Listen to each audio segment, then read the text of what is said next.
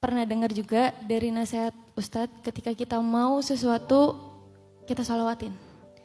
Insya Allah itu nanti akan dikabulkan sama Allah gitu. Alhamdulillah ada beberapa mimpi saya yang alhamdulillah Allah kasih dengan dari sholawat tersebut. Salah satunya kembali lagi saya ketemu Ustadz, itu salah satu sholawat saya dari 2019, sekitaran 2019, alhamdulillah seberapa tahun ini udah kesempatan bisa ketemu Ustadz.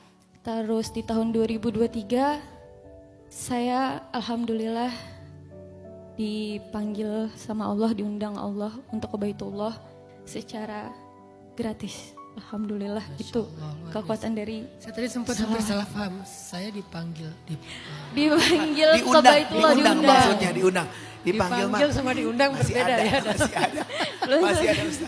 Tadi aku lagi serius dengan dipanggil ke Baitullah. Diundang. Ya, silakan. Diundang. Itu alhamdulillah karena sholawat Ustadz. Masya Allah. Pertanyaan saya, beberapa hari yang lalu saya sempat mimpi itu selesai sholat subuh Ustadz. Saya nggak tahu ini boleh ditanya atau enggak, cuma di mimpi tersebut saya tuh kayak dipertemukan sama Rasul gitu Ustadz. Nah saya cuma pengen nanya, apa sih ciri-ciri bener nggak sih itu kita tuh benar-benar ketemu atau gimana gitu Ustadz?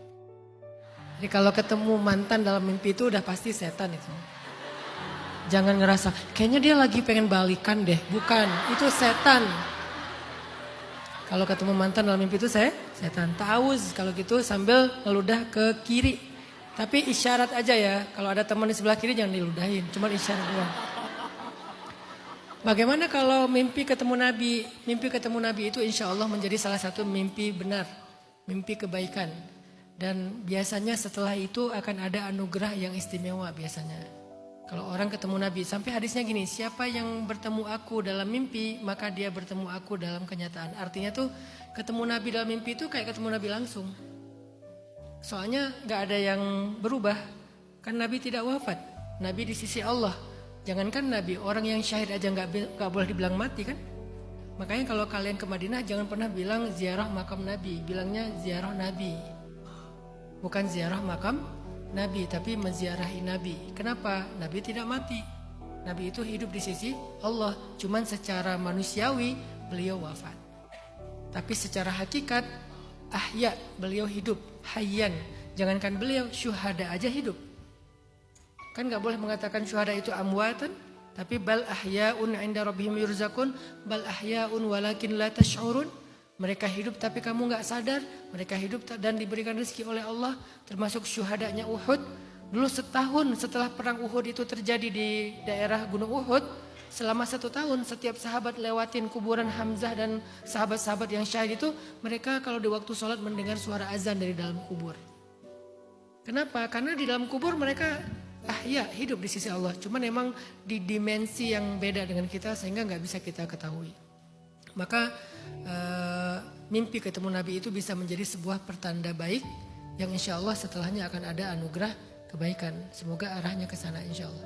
Tapi syaratnya satu, jangan sombong. Kalau perlu ditanyakan cukup sekali, setelah itu gak usah diceritain kemana-mana, cukup di-keep sendiri aja. Kalau kita ketemu Nabi sombong, maka fadilah ketemu Nabinya itu, kalau kita mimpi ketemu Nabi sombong, fadilah mimpi ketemu Nabinya itu hilang. Sayang banget, padahal itu mimpi yang penting kan? Mimpi yang berharga. Jadi banyak-banyak istighfar, jaga hati, jangan sampai kayaknya aku nih orang keren banget. Jangan muncul itu, karena itu nggak muncul dari kita, muncul dari siapa? Setan yang was-wasah. Kita nggak ada niat pengen sombong, tapi dia tuh ngomporin gitu loh. Kamu itu perempuan hebat, kamu itu omong istimewa, kamu itu dicintai Nabi, kamu itu begini, kamu itu begitu. Orang lain mah nggak ada apa-apanya. Nah itu tuh setan tuh ngehembusi kesombongan dalam hati kita. Kenapa? Karena dia tahu begitu kita sombong, fadilah dari mimpi itu hilang langsung, tercabut. Jadi jaga fadilahnya dengan tetap tawadu. Itu bukan karena kehebatan kita, itu karena rahmat Allah. Allah yang ngasih kita kebaikan itu. Balik lagi ke hakikat, bukan syariat. Allahu a'lam.